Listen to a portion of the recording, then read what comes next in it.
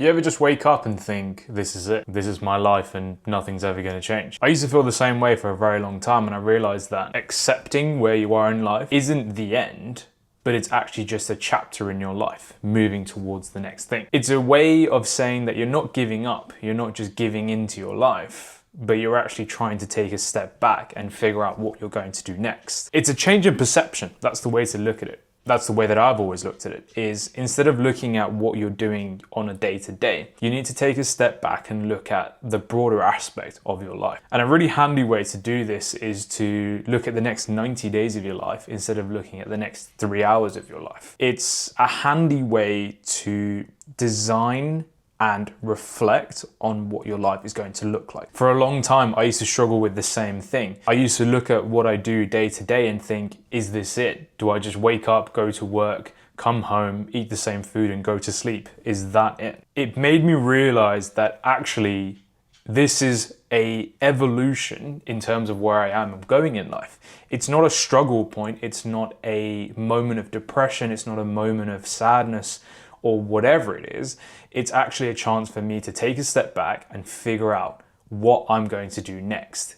The monotony is your brain telling you that maybe, just maybe, it's time for you to think about what's coming next instead of just going after the next logical thing that's going to happen tomorrow. Instead of trying to figure out how can I progress with my job, or instead of trying to figure out what is my relationship going to look like? These are all small things in the grander aspects of life. Try and figure out what your life is going to look like in a couple of months' time, in a couple of years' time. Try and figure out, is this the job for me? Is this the relationship for me? The easiest way to do this is to change one thing at a time. Change the place you're in, change the people you hang out with, change the things that you do. Try and find some kind of new purpose in life. Instead of just doing the exact same thing in a monotonous way, try and change it. A good way to also treat this moment or this chapter in your life is to also start building for option B.